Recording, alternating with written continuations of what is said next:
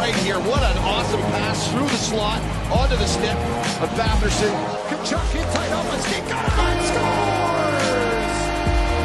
Brady Kachuk wins it in overtime for Ottawa. All right, ladies and gentlemen, we are joined here with the Great Dane, one of Ottawa's best goaltending prospects, Mats Søgaard. Mats, thank you so much for joining SENS Talk today. Thank you. Thanks for having me. Now, drafted by the Senators early in the second round in 2019, were you surprised to be selected by the Ottawa Senators, or did you have a feeling that you may be going to Ottawa? Like, did you speak to them before, or did anything happen before the draft, or was it kind of just out of the blue? Yeah, I mean, obviously, like going into the whole combine and the draft year and everything, you get to speak to a lot of teams, and I mean, I think I had around 27 interviews at the combine, so I got to talk to pretty much all the teams in the National Hockey League. And I remember going out of my meeting with Ottawa and just having a really good feeling of the organization, but at the same time just having in the back of my mind there's a really good amount of goalie prospects there, so the chances of those guys selecting me probably weren't the greatest, but yeah, I ended up being selected here. And I mean, my brother has been a huge Sens fan for many years now, even before I got drafted. So we're all really excited for it. And now that I'm here, I'm just really, really happy. That's awesome. Is there a reason why he was a Sens fan before you were drafted by this team? That's awesome.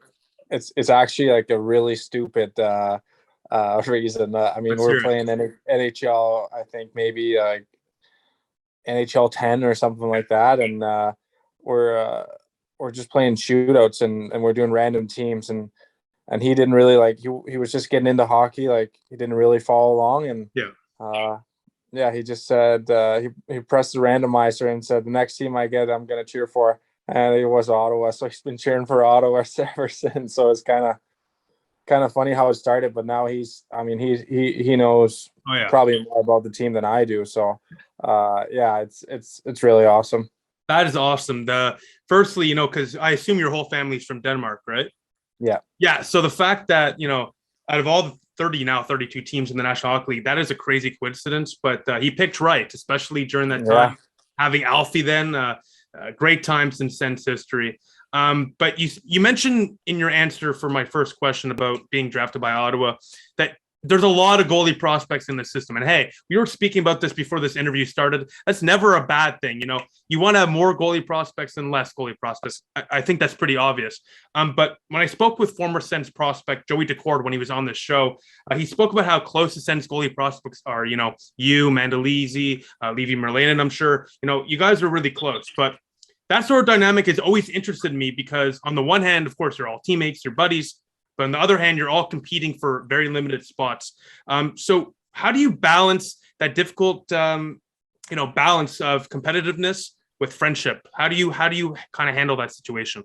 I think honestly, I mean, we're all in the same boat. We're all there to compete for the spots that are available, and I just think like we all want to make the team. We all want Ottawa Senators to win, and by doing our best and working as hard as we can in practice every single day, I think it just makes us all better. I mean, the compete level is super high, obviously with the prospects we have in the organization. I mean, there's so many good goalies, and even before when I came into the organization, we had Joey as well. And I mean, we all have a really, really tight relationship and talk lots. I mean, especially me and Joey and Mando, we were like we'd spend every night together. Yeah, exactly. So we'd spend every night together, honestly. So it was a really good relationship. And now we got Levy coming in too. I mean,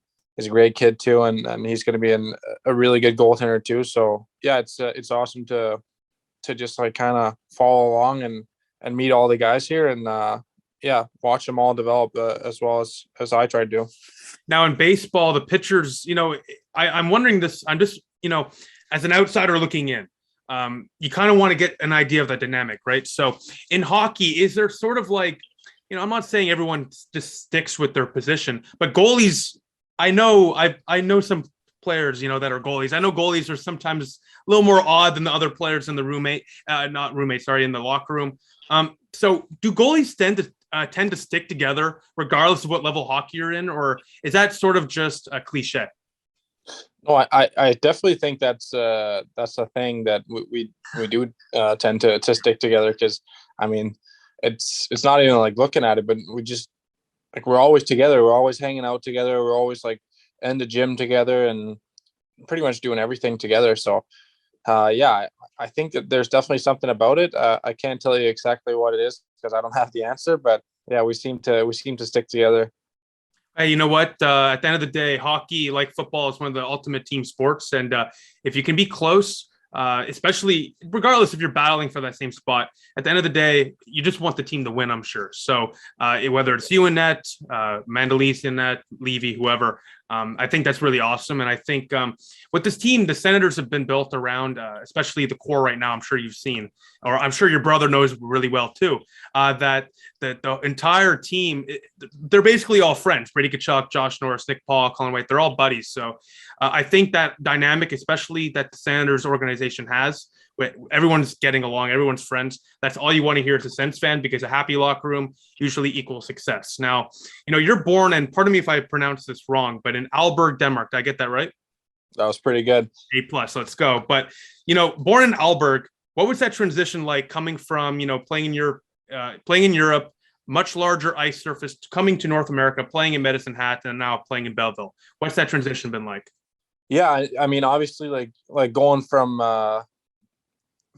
Europe and over to North America. I mean, obviously, it's a huge transition on the ice, but the biggest thing is honestly off the ice. I mean, you're moving away from your family and friends, and I mean, one thing is you're far away. I mean, that's the thing nowadays, but we still have phones and stuff like that, so you're able to communicate. But then you got to watch the hours, because then there's, I mean, 8 hours difference from Medicine Hat, and now here in Belleville there's 6 hours, so there's time difference all the time too. So for me, the biggest adjustment was off the ice. But I mean, my billets were unbelievable. I got so lucky. I showed up to Medicine Hat and found out that one of my former teammates from Denmark's billet mom, or no, his mom. So my billet mom, okay, was one of my former teammates' aunt. Oh, back in Denmark. So she was Danish. It was just a crazy situation, and so I'm sure, like you said, coming into basically a foreign country, moving from everything to somewhere brand new. I'm sure that connection, not the biggest connection, but the fact that there's connection, I'm sure that really helped your transition, because hockey is also a mental game, and I'm sure that really helped, just knowing that you have somebody there. It was unbelievable. I mean, they're such a big part of all that went on, and especially in my first year there in Medicine Hat, my draft year. I mean, they were helping me out so much.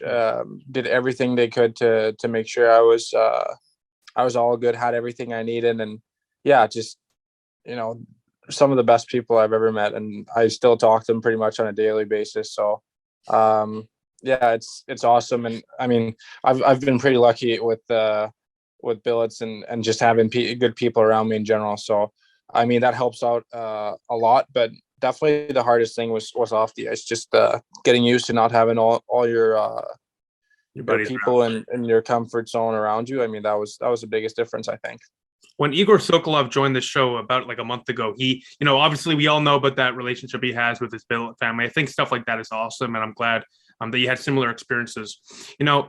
Maybe it's a little cliche, but most people, when they think about Canadians, when they haven't been in Canada, think of us as nice people, really well-mannered. Have you got that impression since coming to Canada? Like, what's your impression been like on Canadian culture, and just the overall vibe it is here in Canada? I mean, it's awesome. Everyone's so polite and so nice. I mean, I kind of picked up on it, because I feel like Canadians just say sorry for everything. We do. I won't lie. I say sorry in situations where I probably shouldn't say sorry, but I do. Yeah, exactly. And I remember going to the bank at one point when I came back home after my first year, and I had to show him my ID or something like that, and I was like, "Oh, sorry," and I'm like, "Why are you apologizing? You're just showing your ID." So, kind of picked up on it, but Yeah. I mean, it's awesome, and it's an easy country to come to.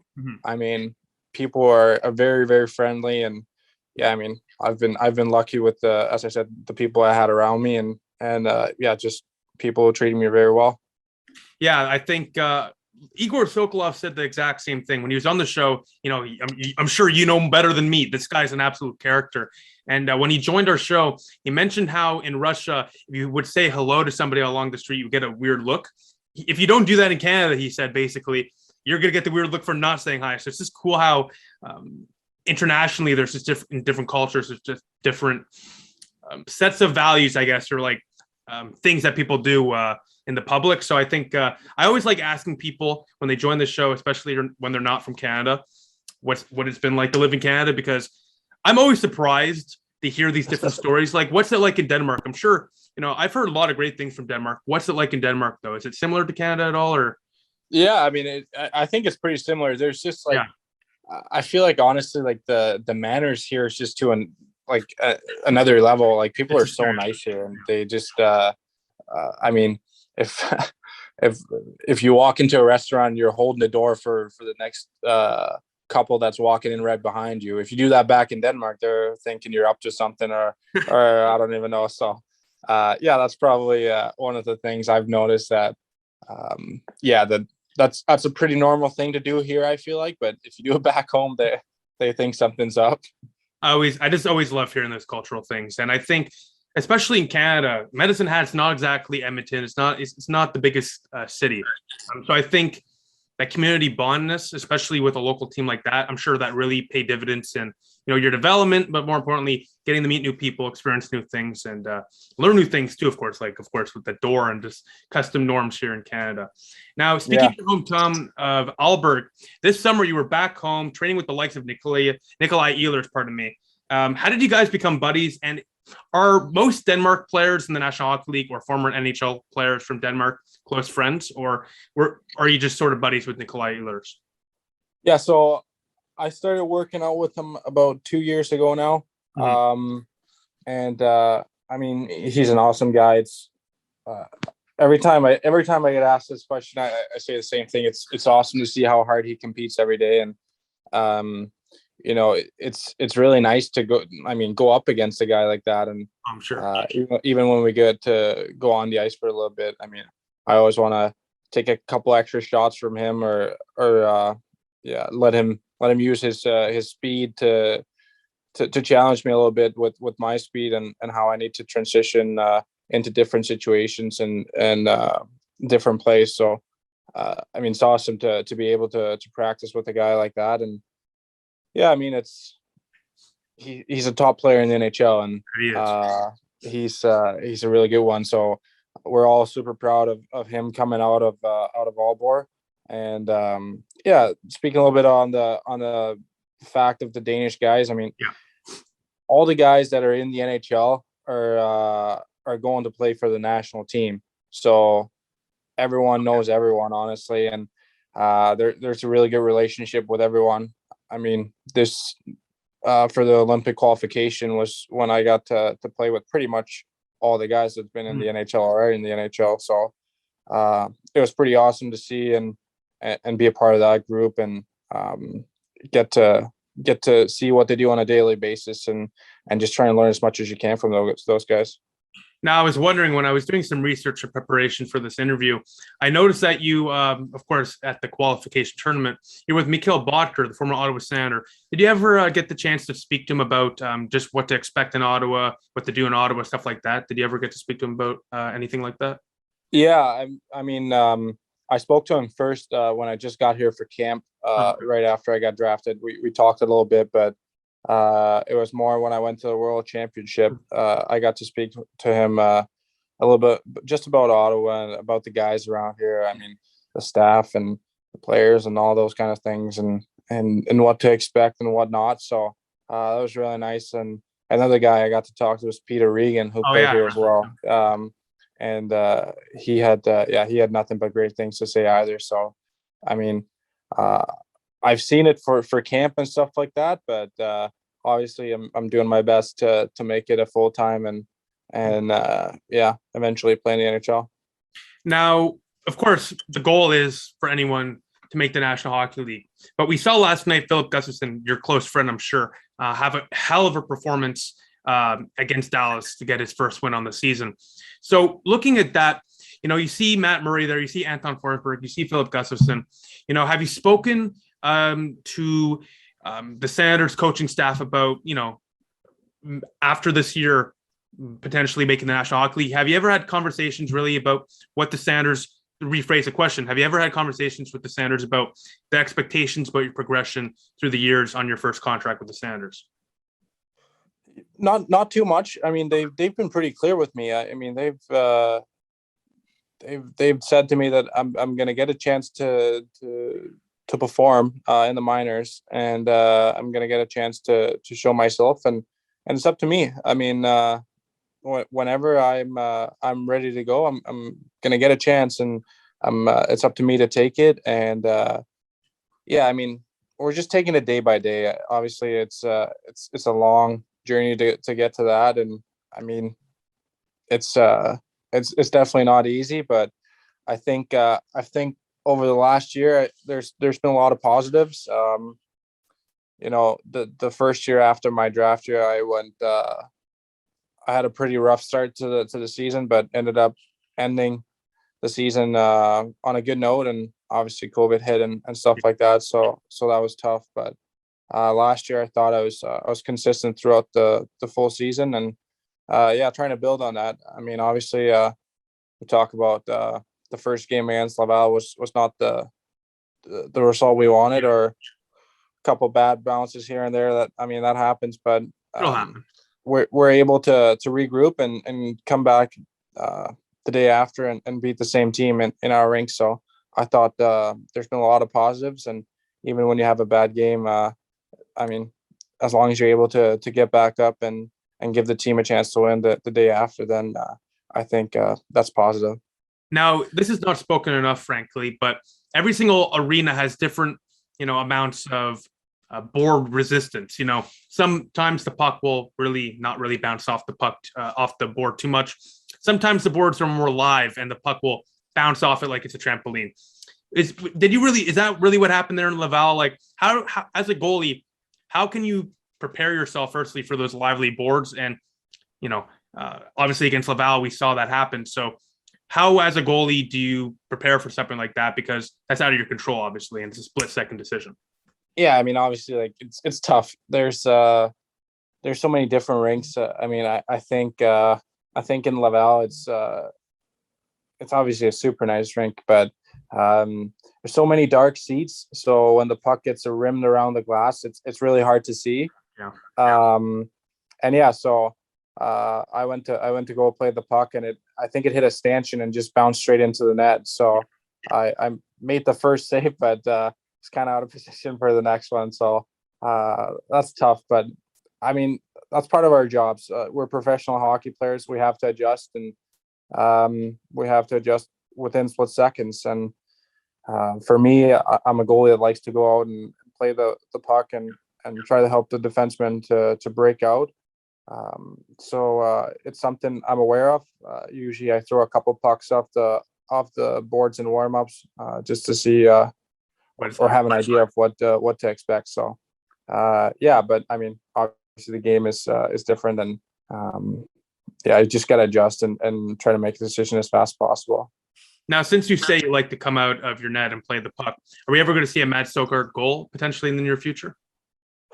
I'd like to. I'm always out there early in practice, trying to see if I can carry it a little bit in the air, and how far I can shoot it, and if I would potentially be able to do it. So, I mean, I work a lot on it. I mean, obviously everything, it has to be a perfect setting with probably a bad dump in and some time, but I mean, I'd like to. I'm going to do my best for sure. Oh, here's hoping that happens, because I don't think there's anything in hockey more electric than when the goalie scores, because the whole barn goes crazy, and I think the bench absolutely loses their mind every single time. So if that ever happens, we'll make sure the bookmark and clip that forever. For sure. Now we were speaking before this interview started about, your time with, and obviously during this interview about your time in Denmark. And before the interview, we were speaking about your time with the Denmark national team. Now, this summer, Denmark, for the first time in its history, qualified for the Olympic Games at the qualification tournament this summer. Now, you were the backup goalie there. Dom, I believe his name was the starter for Denmark. What was it like overall? Even though you didn't start for Denmark, you were still there representing the team, the country with the jersey. What was it like to represent your country on a national level? It's so hard to describe because there's so much pride in it. I mean, it's crazy to think back on. I remember playing my first junior national team, and our coaches were talking about that we play for Denmark, we play for the full nation. We play for all of our grandmas back home watching the games, and like the whole country. And it's crazy to think that I was on the team that qualified for the Olympics, even though I didn't get to play. I was still at the tournament, and I was the next guy up. So it was pretty cool to be a part of it, and then the fact that we actually succeeded and got to qualify for the Olympics. I mean, obviously it's super huge for me, but I'm way more happy for some of the older guys, like a Peter Regan or Mikael Bodker or Franz Nielsen or those guys. I mean, Olympics happens every 4 years. It's you don't have many chances for it, and I was so pumped to see how excited they were and how happy they were to be able to finally get that as well. I mean, that's pretty much the only thing that they're missing, and super proud and really happy for those guys especially. I'll be honest. I was a little surprised that when I was reading about this in preparation for this interview, that this is the first time the national team's ever qualified for the Olympics. Yeah. There's so much talent that comes out of Denmark. It's not the biggest country, of course, but for the National Hockey League, you got a lot of talent still coming out of Denmark. So I was a little surprised that this is the first time, especially since Denmark is usually there in the top tournament for the World Juniors. So once again, congratulations to you guys. That's awesome. Now, thank you. Obviously, since you're now qualified for the tournament in the Olympics, you want to be there for the Olympics. You mentioned in a recent interview that you would love to represent Denmark, of course, at the Olympics, but you haven't really spoken to the Sanders organization yet about that idea. During the Olympics, the AHL, unlike the National Hockey League, will not be put on a pause. And if you do attend the Olympic Games, you'd likely miss around 10 games, according to Bruce Garriock. Now, I don't think anyone would blame you, including myself, for wanting to play for your national team, your home of Denmark at the Olympics. No one would blame you for that. But when will you and the SENS organization have that conversation? Just wondering, because once again, I don't think anyone will blame you for wanting to go represent your country. Yeah, I don't think it's any secret or anything that I would love to go. Yeah. Even though it would mean that I wouldn't be here for 10 games or whatever it is. I haven't really looked into it yet. But I mean, obviously it's a huge honor. If I'd be able to go to the Olympics, and at the same time, we have enough talent in that. It's not like the whole organization is depending on me being here in the AHL. I mean, we have Mando and we have Gus, and there's so many, like even Levy. I know he's in juniors, but there's so many good young goalies in the organization, and I think that there's going to be a chance for someone for sure. And I mean, I'd love to do it. I think I believe it's going to happen. I believe I will be selected to the team without knowing anything. I have the faith, and we have that belief that I can do it, and I can go to the Olympics. So I think it's going to happen, but we'll see. And I mean, it's up to the Senators and what they think. And obviously I'm signed with those guys, and they make the decisions. So it's all up to them. Yeah, fair enough. And I look forward. We'll probably have to have you on again if that decision's made in the near future, to have you discuss that again. But I just wanted to ask that because, of course, once again, no one will blame you for wanting to play for Denmark and representing your nation at the Olympics. I was just wondering if you had that conversation yet, because, of course, I think that's pretty interesting little dynamic there between you and the organization. Oh, yeah. Now, we were speaking about earlier in this interview about your time last season in a short stint with Belleville, where you played in 7 games, going 7-0. You were fantastic with a 2.40 goals against average and a 917 save percentage. These are numbers, especially for your first time playing in the AHL, one of the best hockey leagues in the world. A lot of great talent down there. Those are great numbers. However, of course, there's always going to be stuff you want to improve on. You're still developing. You're still a rookie. You're still young. What are you looking to improve on and develop going into this season? And more importantly, what have you spoken about with the Sanders and Belleville Sanders goaltending coaches in regards to your development? I think the biggest message is just like simplifying stuff. Okay. I'm such a big guy, and I think we saw small clips of it last year with my stint in Belleville of what I'm capable of doing when I simplify my game. I think coming from Denmark, I was playing pretty much square to the puck all the time, and I think me playing a little bit more inside my post and not covering extra areas, just covering the net and play inside my post. I think that helped me to be more successful and be able to move easier in the net. And I mean, obviously it's not going to be perfect every time. And there will be ups and downs for sure, but I think just working on that and just keep listening and being a student of the game and taking as much as you can. I think that's going to help me. I mean, the message was just go down and work as hard as you can and keep working on the things that we talked about. And that's pretty much it. Just simplify my game and get as good as you can on the technical stuff as well. I mean, for a big guy, I think I'm okay at the technical stuff when it comes to post plays and stuff like that. But I mean, that stuff can always improve. It's pretty awesome, and I'm excited about the process. I was actually about to ask you about that. You're 6'7", you're the tallest Sander goalie prospect since Ben Bishop, and we all know how his career has turned out so far. So hopefully that's a good omen for you.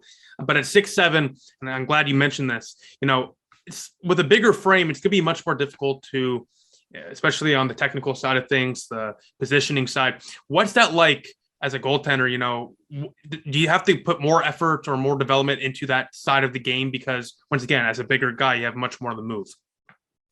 Yeah, I mean, it's obviously tougher as a bigger guy to move around, but I work so hard on it. I work on it every single day in practice, and I'm aware of it, and I try to get better at it every single day. So it's pretty nice to actually feel comfortable in those kind of situations and stuff like that. So I look at a guy like Philip Gustafsson. I mean, if you look at him in games, he rarely misses a post. He's always in position and makes it look very easy sometimes. So he's a really good guy to look at and learn from. So especially his technique around the post. I mean, I've seen him for a bit now, and I don't think I've seen him miss a post yet. So it's incredible to see. I mentioned it in my last game recap. Here at SENS Talk, we're famous. I'll put it this: we're not Don Cherry, Dave Chappelle. Whatever. We're not an A-list celebrity. But here at SENS Talk, we're known for, we're known for our game recaps. And last night in my game recap for that Dallas game, which I mentioned earlier, we won 3-2. Philip Gustafsson was fantastic with 32 stops. I literally said the exact same thing you said. For a young goaltender, especially at such a young age like Philip Gustafsson or yourself, the fact he looks so poised and he looks like a veteran goalie out there, frankly. He looks so calm.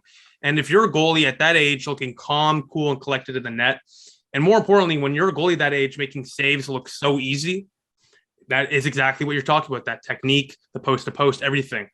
That is exactly what you want to see as a Sens fan. And we've seen that with you too, Bats. We've seen that last year. We're going to see it again this year. So once again, I think there's something really great with the Sanders coaching staff, frankly. I think they do a really great job with the goalie prospects we have in the system, because I've always been very impressed with the goalies that come out of our system, because once again, they make everything look easy, especially at young ages, because it's not easy. And you can attest to this. I'm sure it's not easy to play in front of 10,000 plus people, knowing that one mistake and the game could be over because of you. So the fact that, you guys are really most of the time calm, cool, and collected, I think that was a great point by you with Philip Gustafson. I think it really shows a lot about your talent, of course, and of course, mixed in with the coaching. I think it's a good mix. And I am really, really looking forward to seeing how you do this year, Mads. And now, before I let you go, I have a couple more lighthearted questions before to wrap it up here, to leave it on a light note. Obviously, since coming to Canada, we've already spoken about this, playing in Alberta, of course, with Medicine Hat, coming over here, whole different culture. Is there Canadian delicacy like a poutine or ketchup chips or whatever that you've sort of fallen in love with? Is there sort of food that, you kind of discovered here that now is kind of your go-to? I honestly, I think the biggest thing I fell in love with was more in junior. It's not as much here in Belleville, but when I was in junior, I loved going to Tim Hortons in the morning and just getting my coffee and stuff like that. So I was all pumped out about that. And yeah, that was I was really my go-to in junior. I love doing that. Any favorite Timbit? You know what? You're gonna be disappointed in me, but I was not a big Timbit guy. I was more of just getting the donut guy, and then those I think they're called ice caps. I'd get those even though it was like -15 outside. I still get them. So You're Canadian now, Matt. That's the most Canadian thing you've ever said. That is the most Canadian thing I've ever heard, frankly. But I think that's awesome, and I think I'll get over the Timbit thing. But the donuts, listen, Tim Hortons, they're running a crime there, man. It's $1 for a donut. It's like they want to fatten everyone up there. So exactly, it's tough. You got to watch the calories. Exactly, yeah. You go in there for one moment, all of a sudden you're 2,000 down the drain. You're like, how the hell did that happen? All of a sudden you have to work a lot harder in practice to stay light. You're gassed and you're like, oh damn, I probably shouldn't have that ice cap on it. But it is what it is. That's before I let you go, I was just wondering, Belleville, sometimes called Bell Vegas, the smaller town in Ontario. It's a nice town. I've been there though. What sort of group activity do you guys do down there in Belleville, especially when you guys have free time? You know what? It's been pretty busy so far. Really? It was a quick turnaround just from SENS camp to Belleville Senators camp. It was a really quick turnaround, and people are still like moving into houses and trying to figure their living situation out. So far we haven't really done anything like specific. We have a good group of guys, and we're always staying late after practice and hanging out and stuff like that. So I think for sure, once people get more settled in, get out of the hotel and stuff like that, I think it's going to be a better situation. And yeah, it's a smaller town, so there's not as much you can do. So it is very important to have a good group of guys that love being together. And I'm sure we'll see that here as well. We've played 2 games together so far, and it feels like we played forever with these guys. So I think moving on, I think it'll be a really good situation. Now, before we let you go, I just have a final question. There's a lot of great talent down there in Belleville, especially when it comes to prospects like yourself, Egor Sokolov, Lassie Thompson. If you, let's say you're speaking to a Sens fan right now, you are me, I'm a Sens fan, of course, but let's say you're having a conversation with a Sens fan and they ask you what player down there in Belleville is just different, just there's something special about this kid. What's a player in Belleville right now, if you're a Sens fan, you should be watching and expecting to do really well in the National Hockey League? I think it's pretty obvious. Egor is his shot is just shot is on another level. It's pretty crazy to see, but I think a guy that's gonna do very well in the near future, as well as Lassie Thompson. Yeah, he's just been dialed in all camp long, and even here, it's you can just tell he really means business and he's ready to go. So yeah, I'd expect to see him in the NHL in the near future as well. But Iggy is just he's I live with him as well, so it's how's that? It's tough. It's tough to have him come down and snipe on you in practice and then have to hear about it all night long as well. What's that been like, that adjustment moving in with Egor? Yeah, it's good. I live with Egor and with Mando, so Oh wow. we have a nice little house here together, and yeah, it's been fun. I mean, we hang out all the time. We're all really good friends, so it's been a lot of fun. But I mean, Egor is obviously a tough one, both for me and Mando when he comes down and tries to score on us. So yeah, we have a hard time with that. But I mean, obviously there's the days as well where he's the one struggling and we're stopping him. So we'll give it to him. Yeah, exactly. There's a good balance there, and you guys seem like a bunch of beauties down there. And I think, I think, like you said, smaller town, having some buddies to live with definitely keeps things fun, keeps things moving too. Besides that, Matt, it's been 40 plus minutes. I really do appreciate taking a lot of your day to join us here. Hopefully, we'll have you on again soon. I'd love to have you on mid-season or later in the season to see how things are going. But Matt, it's absolute pleasure once again. You're one of Ottawa's best prospects, not in the goalie department, just overall. You've been getting a lot of praise around the league for your numbers and your abilities, and I look forward to seeing how your career continues to blossom, and hopefully very soon continues to blossom in the National Hockey League. Matt, it's been an absolute pleasure. Thank you so much for joining SENS Talk. Thank you so much for having me on. Take care, and we'll have you on very, very soon.